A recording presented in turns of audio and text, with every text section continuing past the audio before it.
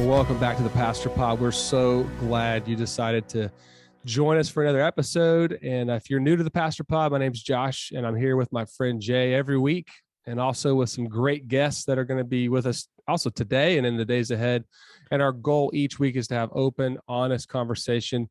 And really, the big idea of the Pastor Pod is we want to just share what pastors really think about stuff. Jay, what's up, buddy? Hey, man, it is so good to be here. So excited, really, for our guest today. I'm really excited to have Sam on the podcast. I know I'm gonna let you introduce him here in just a moment, but honestly, things are going great here in the Metro West Boston area, and really just looking forward to learning a little bit more. And I just didn't notice. I think I took back and took a glance at all the things that I've learned over the last few episodes of the podcast. And it's been really good for me. And so really hope it's good for those that are tuning in each and every week. And so today's going to be another good conversation with Sam Rainer. And Josh, I think you serve in close proximity to Sam. Is that accurate? Yeah. So I'm in Venice, which is, Southwest Florida, about an hour or so south of Sam, who's up in Bradenton, Florida. And okay, so gotcha. he's become a good friend. I've been able to meet him for lunch, and which is hard for us to do, Jay, since we're so far away. Very true. And I've learned a lot from Sam over the years, and grateful for his investment in the kingdom. And so we're looking forward to having him on the podcast. If you don't know Sam, if you're a pastor, you probably do know who Sam is, but if you don't, Sam is the lead pastor at West Bradenton Baptist Church, and he co-hosts the Established Church podcast, which is a podcast I love to tune into. If you're not listening to them, you should definitely follow that. He's the president of Church Answers and the co-founder and the co-owner of Rainer Publishing, and also is the president of the Revitalization Network, and has a great heart for seeing churches that are hurting, that are needing help and renewed vision, become strong, healthy churches. So we've talked offline about just ways that we can network and grow a heart to help churches and come alongside pastors and just be a cheerleader and a support. So I'm looking forward to having him today. I mean, we're going to have a great conversation. So glad you're all here. A lot to the table, and I'm looking forward to that as well. And so we're going to be back in just a moment, and we're going to have Sam on, and he's going to share. And really, the topic is church revitalization. That's really what we're going to be looking at today. And so lean in for this conversation. It's going to be a good time. But real quick, I want to share a little bit about one of Sam's books, and we'll be right back. Well, welcome back to the Pastor Pod. We're glad that you're with us. And man, I'm super excited to have our guest today, Sam Rainer. Just like I mentioned a few minutes ago, just a little bit about his background. But Sam, we're glad you're here. Glad you're joining us. Looking forward to this conversation. Hey, it is good to be with the both of you on the Pastor Pod podcast. That's not like Tide Pods, because you don't consume this content very differently than that was a thing a while back. That was a good plug, is what that was. Yeah, I never jumped on the bandwagon. Yeah, I never tried, will not try. And for those who did, well, I guess you're dumber for it now. So they might not be with us. Yeah, I don't think they're with us. I just think they probably regret it. Yeah, they might not. I forgot to tell Jay this earlier on, but I don't know, it might have been a year ago. I reached out to Sam. I was like, hey man, I'm thinking about starting a podcast. Like, I love your podcast. Love to listen to the Established Church one. And I know you're on a couple others, I think too, he took time out and helped me brainstorm and just was really helpful. So, and now part of the reason we're here is Sam had some really good ideas. And he also told me some things like don't do this. Hopefully I haven't, but it was. I don't even remember what I said. It's probably all irrelevant at this point, as fast as things change. Yeah.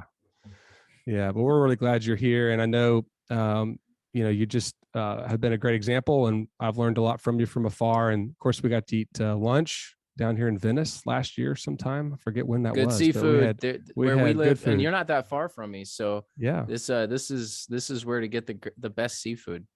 Gulf Coast of Florida. Have to disagree. The seafood in New England is probably better, but I'm just. But it's 2 degrees though.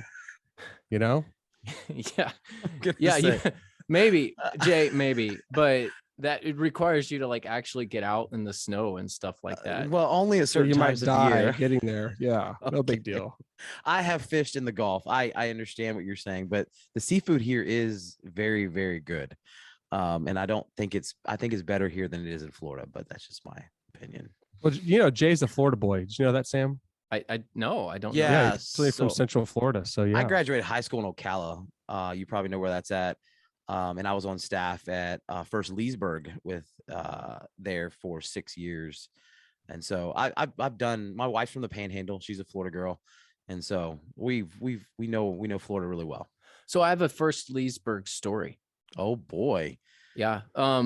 So Cliff Lee is there now. So I love Cliff. It's Cliff Lee of Leesburg. That was the pastor I served under, so I know him really well. So Cliff is the reason I'm in Florida.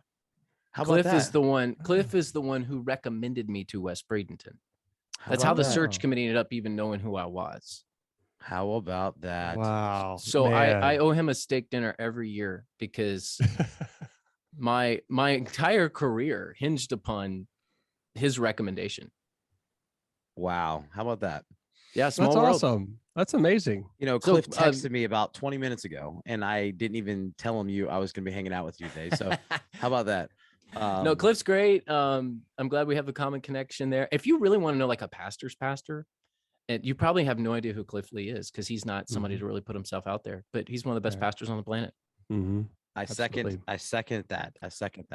That's absolutely correct. That's cool. I have quit on Cliff Lee twice. He's like, "How can I encourage you? How can I support you?" I have literally said, "Hey, I'm not supposed to be your youth pastor anymore." Oh, let me see how I can support you. I'll hire you as my discipleship pastor. Hey, I'm going to go plant a church. Well, hey, hang out for 6 months and, get yourself ready and we'll support you. I'm like, this guy, who is he? I fully expected him to like ditch me, but he doesn't. He's such an amazing pastor. Leesburg's one of those churches that just isn't on the radar so much, but at the same time, it's the one that people should pay attention to because it's a good church, good pastor. It's the way church should be. Just saying. Absolutely. Yes. What they do in the community is what drew our family to that church. They are just remarkable at that. So First Leesburg, look it up. We'll put it in the show notes. How about that? Perfect. Website. So there you go. But we're going to be talking about church revitalization today. And I'm going to be honest, Sam, I think we want to do some educational up front because I know this is a passion of yours. You shared it's a passion of yours. It's something that you really, really enjoy. Leading out in and talking through, but I want to make sure everybody's on the same page about what that means. So would you start by just kind of giving us a rough box, or I don't even know if box is right. I don't like boxes, but some parameters we can work within what falls under that category of church revitalization. Everything. There we go. All right. Everything. There you go. somewhere between 80 and 90% of churches, established churches, let's just say that, will say they need some form of revitalization. So rare is a church that doesn't, an established church that doesn't need revitalization in at least one area. So revitalization is just simply the process of taking a church from an established church from a place of unhealthiness to a place of healthiness. I mean, that it's just that simple. So it could be that the church is like falling apart and, the building's falling apart, the people are falling apart, and the mission has been absent for 50 years. Those are pretty dire cases. Or it could just be that, hey, our worship ministry really stinks and we need to work on that. Or we just don't do discipleship at all and we need to work on that. So revitalization, it's just the process of taking either a church or a ministry within the church through the process of a place of not being healthy to a place of being healthy. So if I'm being real and, just real and transparent, when I hear the word church revitalization, I think of the worst case scenario that you started with, like everything's falling apart. We've lost our vision. We've lost our direction. And, we need to figure that out. I don't necessarily, and I haven't in the past, put in that the camp of our worship ministry or our discipleship ministry needs some help or something along those lines. So I'm glad I actually asked the question. I'm glad you clarified for us so that we're all thinking the same thing, because again, the way I think of that sometimes may be categorized different than what you described. So that is super helpful. Yeah.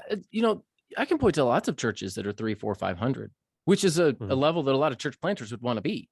But those churches of 300, 400, 500, you walk in and you go, yeah, they need some work.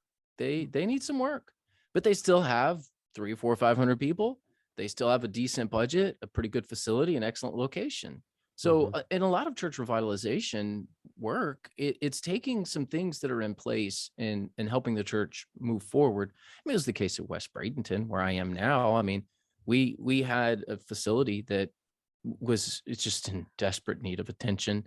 If anyone's, if your audience listens to my podcast at all, and they know the running joke about our pink carpet and all that stuff, brass chandeliers, I mean, we had it all. I mean, if it was gaudy, outdated, and looked like it was from 1989, that we had it. We had it. So we were it. But we needed more work than just our facility. At West Bradenton, we hadn't had leadership in our education ministry, or groups, now as we call them, life groups, in over 25 years. So we had good leaders. We had good people.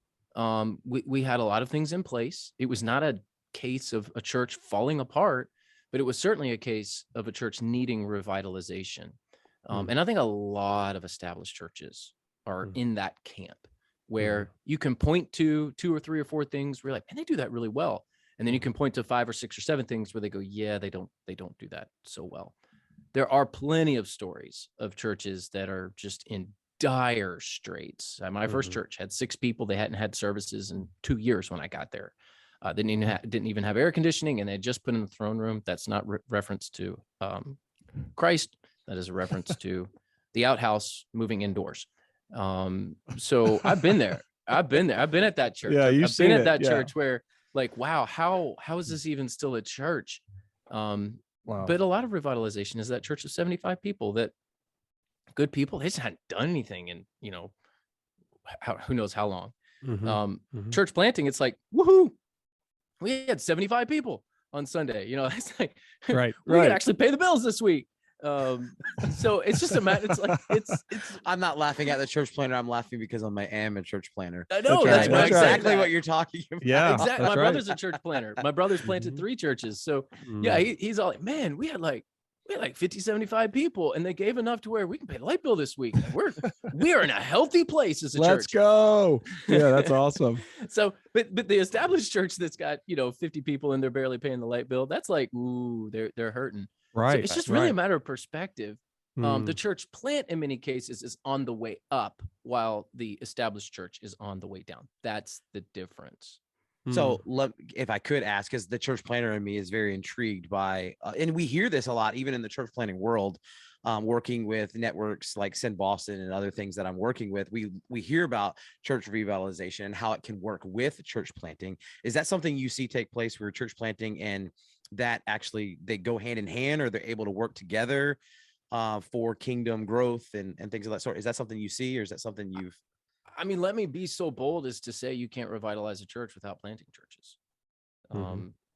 You can't have a healthy congregation until you're multiplying.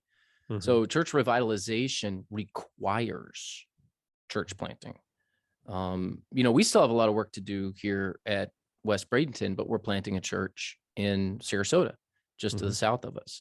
Yeah. And we also adopted another church. They're a second campus now. I don't like the term merger. I prefer the term adoption because it has biblical connotation. They're bringing a family in. You're bringing another family into your family. So it's an adoption. So we adopted another struggling church. So it's kind of a replant, to use a technical term. But we're always doing new work at West Bradenton, and that's how you get healthy as a church. If a church revitalization has the funds, and they're like, what do we do with this money? I'd say, well, go plant a church. That's one thing you can do. It's not the only thing, but it's one thing you can do. So I would say it's hand in glove. It's not just hand in hand. I mean, these are 2 things that are really inseparable. Church plants should come from other churches, and established churches are the ones that are going to be planting. And by the way, every church plant that's successful becomes an established church. That is your goal. That's your goal, to become an established church. Can't stay in church plant mode forever. That's exhausting. You're going to just burn your people out. So I would say it's a both and strategy. You need church revitalization. You need church planting. I see no reason why a church can't help a church revitalization, and a church revitalization can't help a church plant. I mean, they should be working together all the time. I love that connection, because healthy things grow, but at the same time, it's not just numerical growth, but as you look out, as you think beyond yourself, it grows that established church as well as helps launch new churches. We have a church we're helping in Central Florida that's just started in September, and then trying to shift our strategy to say how do we continue to be on mission here, but also nationally, internationally, and then with so many churches that have been struggling, especially the last 2 years, I think COVID and all that has exacerbated what was already there.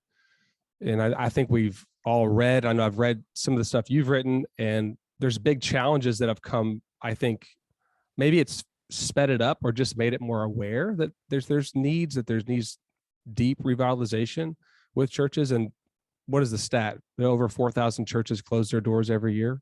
It depends on who's counting and how. Right. It's a lot. Let's just say that There's a lot. Yeah. Yeah. COVID has exacerbated and accelerated all the problems that were in place. So if you had a problem, it was exacerbated by COVID, and that problem was accelerated. So it's almost like we're living 5 years into the future. So if a church was really, struggling, it's almost like that church is still struggling, but it's 2027 now. And, the problems that were there just accelerated 5 years and are now exacerbated by the same degree. Yeah.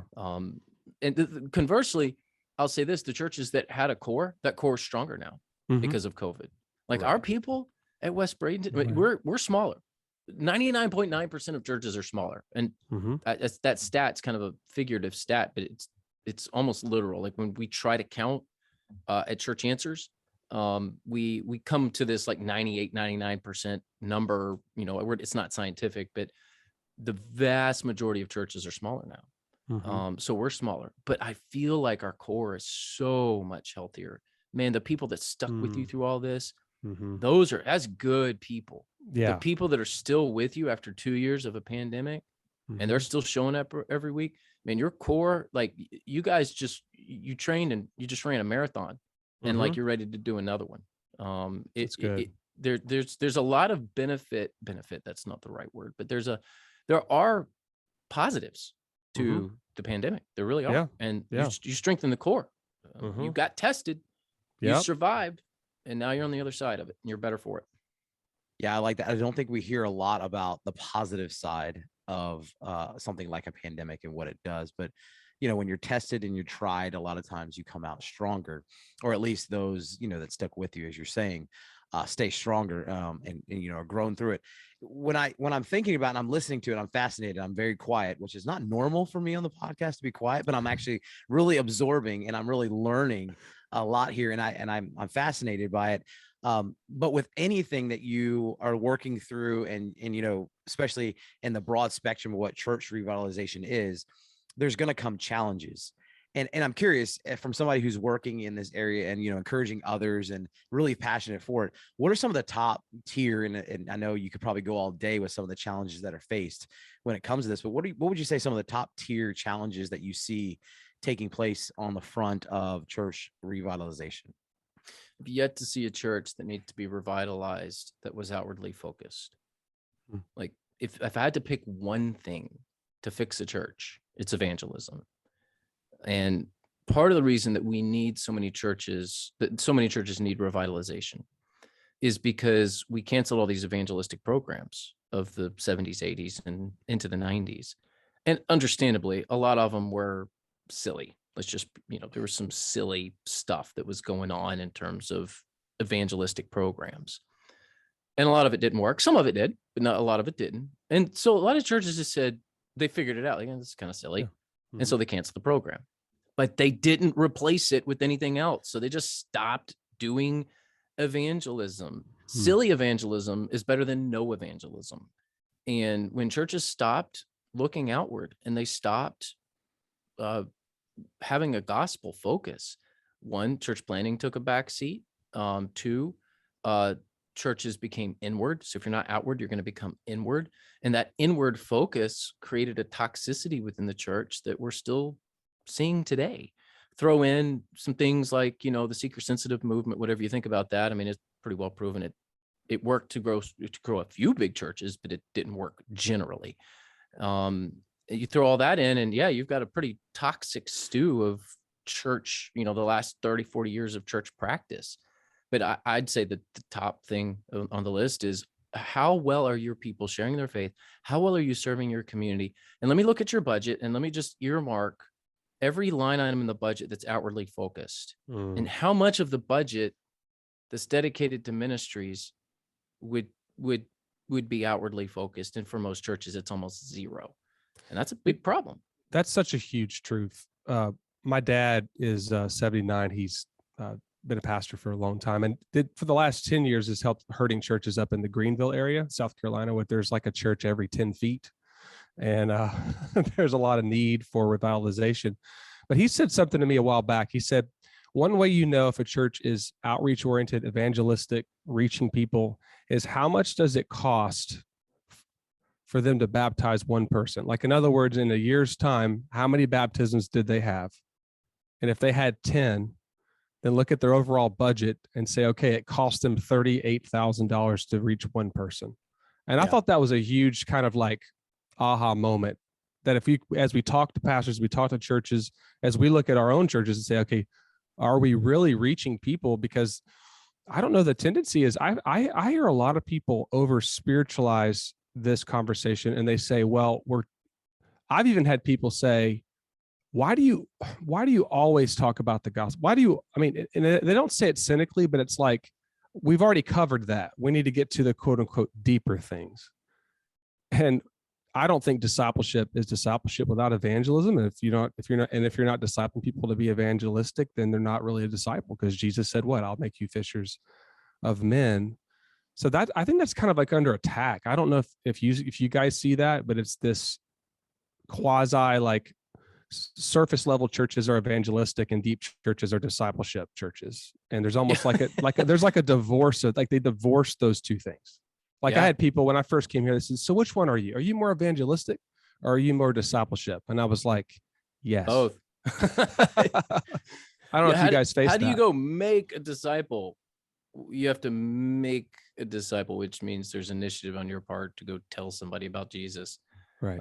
It's a great point looking at the budget. The other thing I'll say about the budget, so you asked the question, I'll put a number 2 in there. So number 1 is just a lack of evangelism in the church. And why do churches need to be revitalized? Lack of evangelism. Number 2, and this is so telling, find a church that has a worship budget that's larger than the children's ministry budget, and I will find you a church that needs revitalization. Now think about that for a moment. Just think about that. That's a good one. No, that's now this would apply to all size churches. And all the go look at the pastors budget. Listening just turned us off. Yeah, well, you know what? Well, is it choir robes? Is that what, is that? I'm saying. I'm joking. Yeah. I'm joking. No, that's a good point, though. I agree with what you're saying. We had worship leaders on last week, and so that we had a great conversation. Yeah, we talked about we let our worship leaders have at it with us, Sam. Tell us how they really feel. So it was great. Yeah, there's a lot of large churches that fund albums of the for their worship team. And listen, I'm all for that. There's some great music that's out there, and it wouldn't happen. You don't have the arts without a patron of the arts, and churches have for many years, well, historically, going back hundreds of years, have been funders of the arts. I'm all for that. I'm just saying, if your children's ministry is like 30% the budget of the worship ministry, that's a real problem. Because that worship ministry, realistically, you could say, well, worship's for the glory of God. I'd say, yeah, but your budget's for you, because God will gladly receive your worship however you can give it.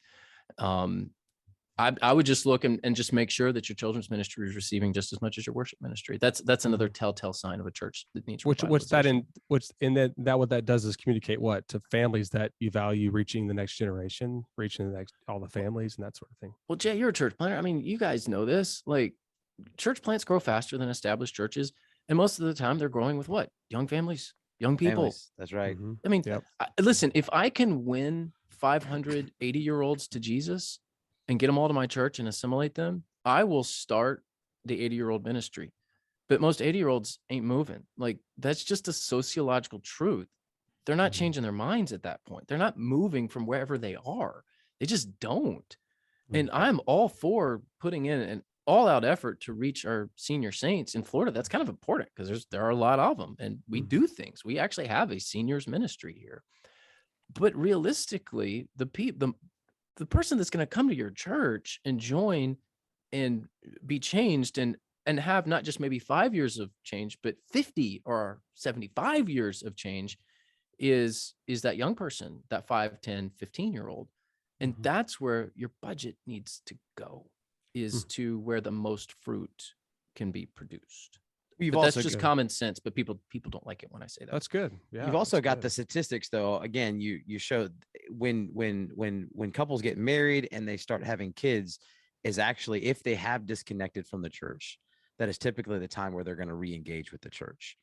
And so it goes back to actually what your point one was, is like, what are you doing in the community? How are you reaching? How are you evangelizing?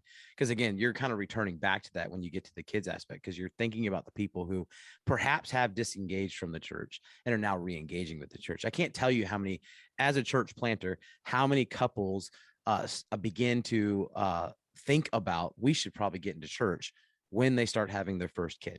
I have that conversation all the time. It's like, hell, we've got a kid and we should probably do this. Even, and a lot of times, like my parents, I went to church with my parents. It kind of makes sense. It clicks the dot. And I'm not saying it's right, but I'm just saying this is kind of the stage of life where they start rethinking some of those values. Like, I should be connected to a local body of believers. And again, it goes back to what you just said with the evangelism piece. And so it makes complete sense. It's to just me. called contextualization. Right. And you do that if you're on the mission field. Where's the low-hanging fruit? Where's the person that I can reach that has an inroad into another community that I need to reach? Well, the low-hanging fruit in our culture is, that person that was maybe loosely connected to church, left and had a kid and is looking to come back. 1 out of 3 that leave will look to come back at that age of where I'm having children. So it's a big opportunity. Yeah.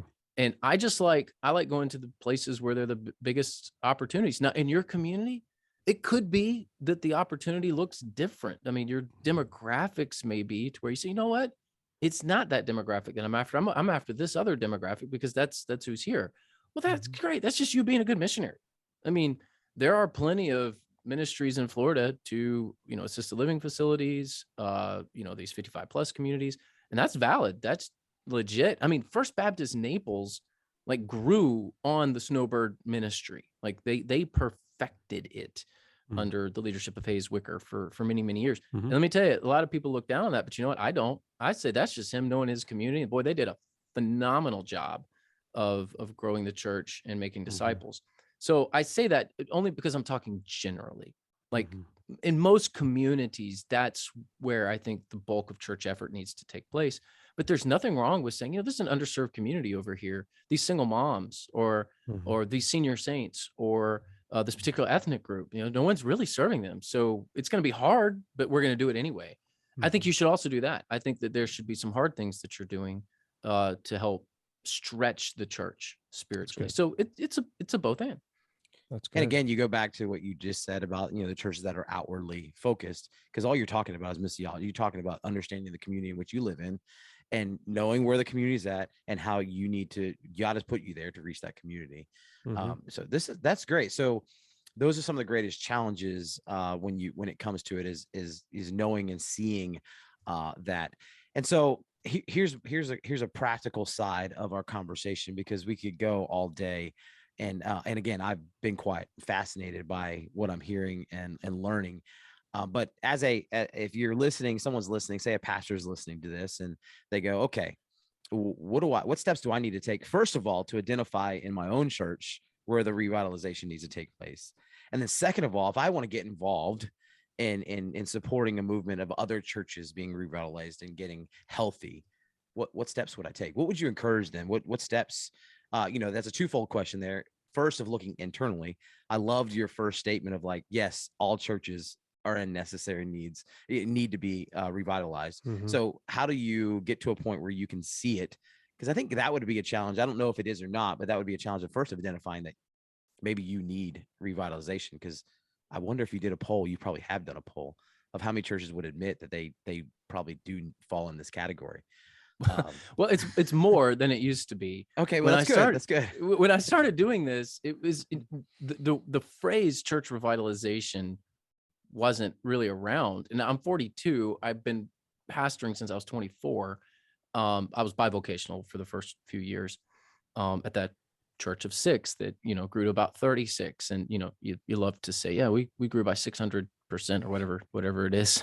Yeah, I pastored a church that grew 600% in a couple of years, 6 to 36.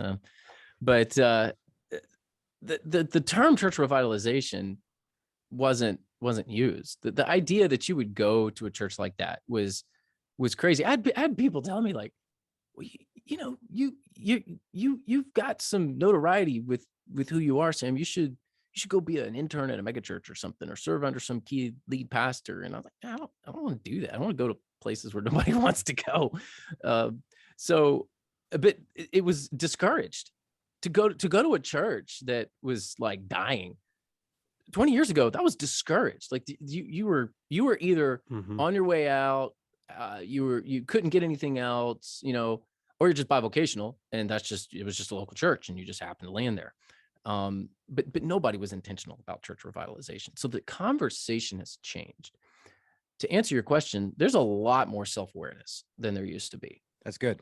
And it's you may think, wow, people are becoming more self-aware. Good for them. Well, it's partly because these churches have declined to the point to where the worship space is so vacuous that it's like, yeah, we need to do something. We got 30 people in a room that holds 600 every week. We might want to think about changing, or I don't know, do something.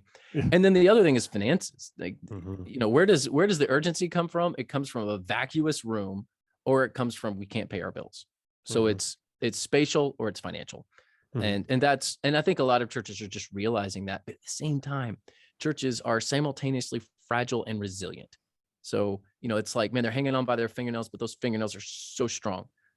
Give 5 years, they'll still be around. Every week feels like it's all going to fall apart. And then 10 years later, you're still there, but still every week it feels like it's all going to fall apart.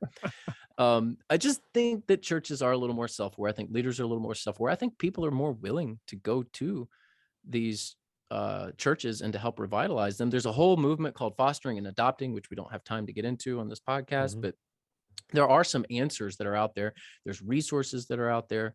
What's that next step? I'm going to give a plug to my company, Church Answers. We got just all sorts of stuff that we do at churchanswers.com. 95% of our resources are free: podcasts, articles. We put it out there, ebooks. We're putting a lot of stuff out there for free. So you can go check us out. And if you see something that you want to buy, you can, but that's just up to you. But we actually have a forum that we call Church Answers Central, that if you subscribe, it's 24/7, man. Pastors are in there talking with each other, helping each other. We have our experts who are chiming in as well. And we've got 2,000 people, 2,000 church leaders all across the globe that are in there. That'd be a good next step. So if you're just like, man, I don't even know what to do, go to Church Answers, look us up, send me an email, sam@churchanswers.com. I mean, just take that next step. And then I would just say, are you sharing your faith? Like, so when a pastor comes to me or a church leader and they're like, man, I think my church is really struggling. I don't really know what to do. I'd say, well, when was the last time you shared your faith? It's like, well, maybe 2 years ago. I was like, okay, well, let's start there. Let's just That's right. You start making another, like, go make one disciple. Yeah. I'll never forget talking to this church in Indiana, and they declined by 8 people every year for 40 years. So with 320 people, and they finally woke up and they were just like, I think we might be in trouble. I had 8 elders. So I told them, I said, not all 8 had been there, but they had always had 8 elders. I said, if the 8 elders had just won one person to Christ every year, you guys would not have declined. If just the elders would have done their job, just one a year, you guys would not be where you are. So, look at the church staff. I mean, not all churches have staff, but, you got 3, 4, 5 people on staff. Well, shouldn't you guys be winning 1 or 2 or 3 a year to Christ? Well, if that's the case, then your church will be growing. So I just say, start with you too. Start by sharing your faith. Put it on your calendar. Put 5 hours a week on your calendar. Evangelism, 1 hour a day, Monday, Tuesday, Wednesday, Thursday, Friday. I'm going to spend 1 hour a day evangelizing. I'm going to go to places and I'm just going to share Jesus and watch what happens. That's good. There's a I love that you're starting with us as leaders. It all starts with us. It starts with us living it out. I remember in Bible college, all the guys would debate and argue all the deep theological topics. And they'd always end up in my dorm room, and I never asked for it, but they'd be in there. And half the guys didn't go to church on Sunday. They would sleep in because they were tired from all their discussions, I guess. But and it drove me crazy because I was in a little town. Jay went to the same school.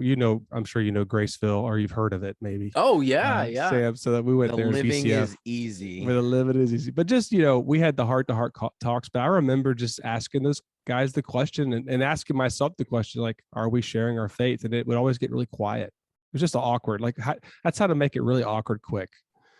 And it did help with them not coming in my dorm room and talking till 2 a.m. about all their different views. But man, you're so true. It's so true. It starts with us. We have a standing item on our agenda for our staff, and that is gospel conversations. And everyone must report every week on gospel conversations that they've had. What is not a standing item on our agenda is views of eschatology. Wow. So there's a pastor, Charles Roselle. Have you ever heard the name, Sam? Oh yeah. Yeah. He's Charles the Roselle. Leesburg guy. He was there before. There's Cliff. rumors. I never served with him. Cliff was there when I went there, but Dr. Charles Roselle, there was rumors that he would keep tallies. And that was a requirement of every person on staff. And how many you baptized, and how many times you share in your faith. And honestly, some people were like, well, do we really need to keep score? But honestly, that's what drove them to where they kind of are today, of the fact of, who they are. It's part of the ingrained in some of the staff that are still around that did serve under Charles, is this concept of like, yeah, it's a responsibility I have of a leader in the church to share my faith. You can't take somebody where you're not going yourself. You can't lead somebody to do something you're not doing yourself. That's so good. That is a strong statement. And really it comes back to where we started the whole conversation. And so this has been a good conversation. I could keep going, but I know we've got our time crunch. And so, Josh, is there anything else we want to ask Sam before we chime off? Yeah, I just want to appreciate your time today, Sam, and appreciate your heart for the Big C Church. And maybe have you on again. Love to learn from you, and hopefully get together and eat some more good seafood, the best seafood in Florida. Yeah, there we go. The best. Anytime. I mean, we got pompano, snapper. We got what else, man? A group. I had some grouper for lunch today, actually, so it was amazing. I caught grouper, and that was a blast, because they just kind of just boom, blow up, and you just pull them up. You feel like you lost the fish, but and a good cut of swordfish. There's just nothing like it. Nothing like it. Swordfish. Never had swordfish. It's real meaty. It's awesome. Yeah, it's more steaky. Yeah. So to your listeners, go share your faith and go eat a piece of swordfish. That's right. And check out Sam's new book if you haven't. Definitely dig into it. It's good stuff. Yeah, Church Revitalization Checklist. You can get it at Tyndale.com or Amazon.com, or wherever your books are sold. Like right there, that's the standard line. Yeah, but most people buy from Amazon. But published by Tyndale. Awesome publisher. I'm very pleased with what they did with it. I just gave them a bunch of words and they put them all together. So Church Revitalization Checklist is the name of the book. Yep. That's awesome. We really appreciate your time today. Thank you guys for joining us at the Pastor Pod. If you have questions, if you have things you want us to answer, you could email us, pastorpod@gmail.com, or on social media, let us know as well. All right. And from Josh, myself, and Sam, again, thank you for being here. From all of us here at the Pastor Pod, have a great rest of your week.